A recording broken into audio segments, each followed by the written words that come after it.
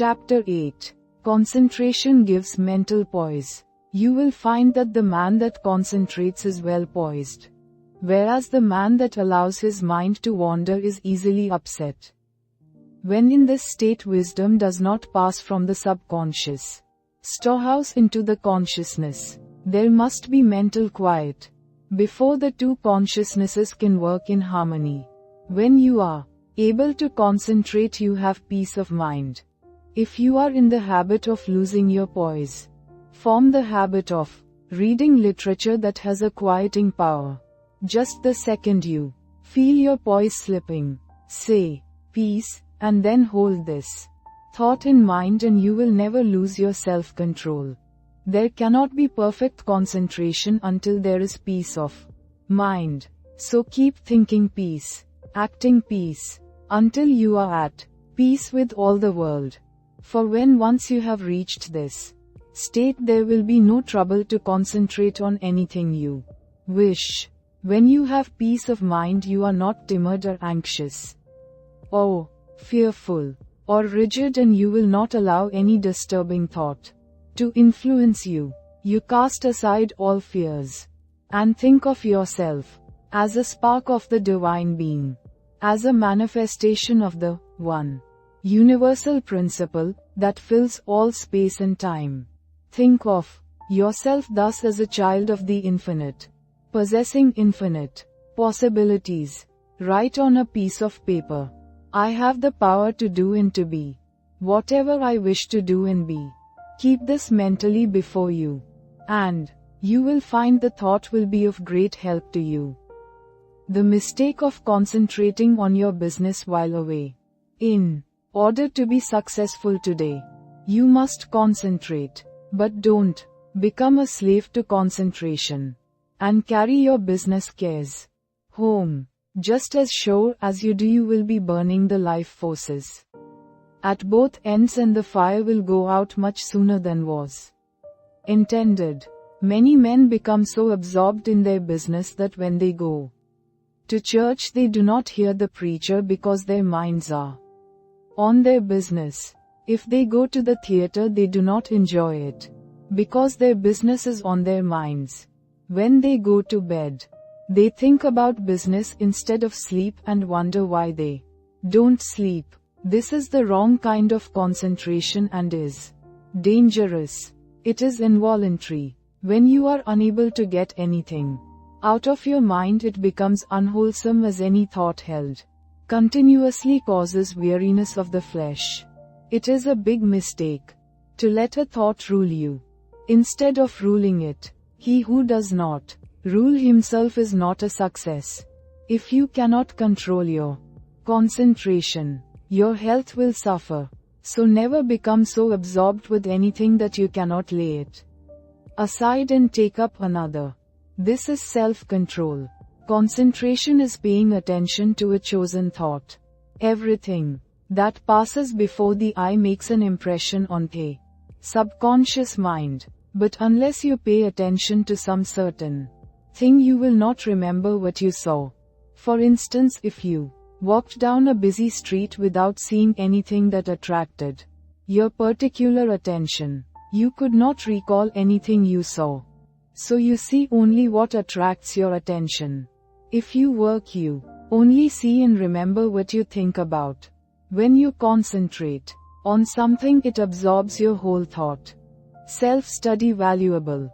Everyone has some habits that can be overcome by concentration. We will say, for instance, you are in the habit of complaining or finding fault with yourself or others, or imagining that you do not possess the ability of others, or feeling that you are not as good as someone else, or that you cannot rely on yourself, or harboring any similar thoughts or thoughts of weakness.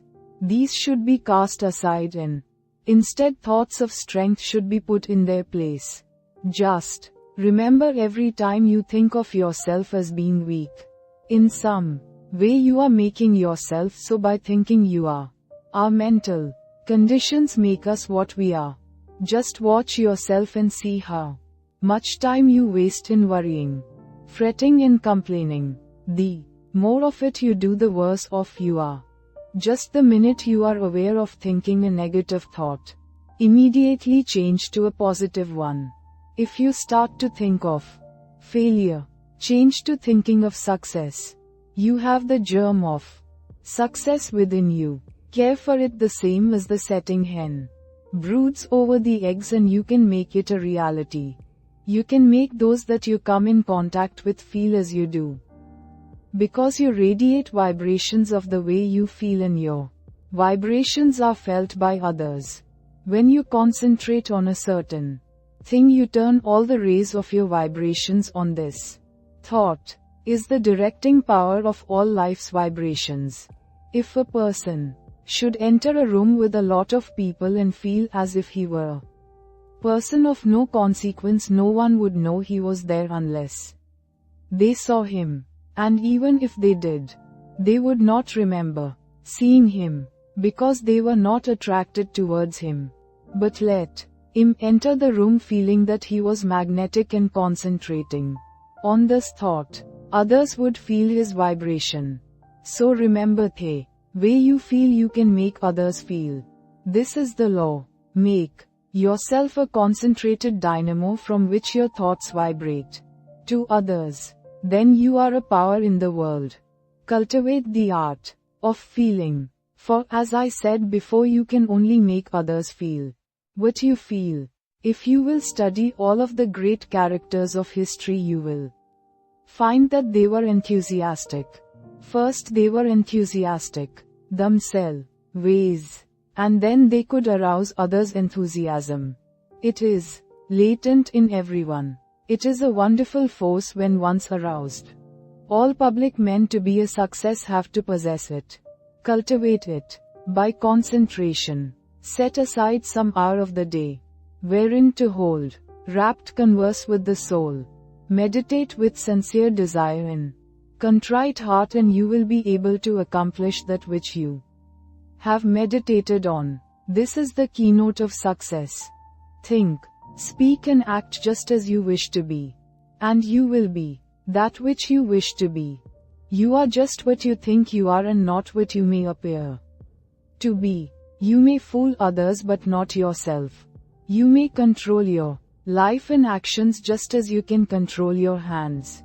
If you want to raise your hand, you must first think of raising it. If you want to control your life, you must first control your thinking. Easy to do, is it not? Yes, it is. If you will but concentrate on what you think about. For he only can that says he will. How can we secure concentration? To this question, the first and last answer must be by interest and strong motive. The stronger the motive, the greater the concentration. Eustace Miller. M.D. The successful lives are the concentrated lives. The utterly helpless multitude that sooner or later have to be cared for by charity are those that were never able to concentrate, and who have become the victims of negative ideas. Train yourself so you will be able to centralize your thought and develop your brain power, and increase your mental energy. Or you can be a slacker, a drifter, a quitter or a sleeper. It all depends on how you concentrate or centralize your thoughts. Your thinking then becomes a fixed power, and you do not waste time thinking about something that would not be good for you.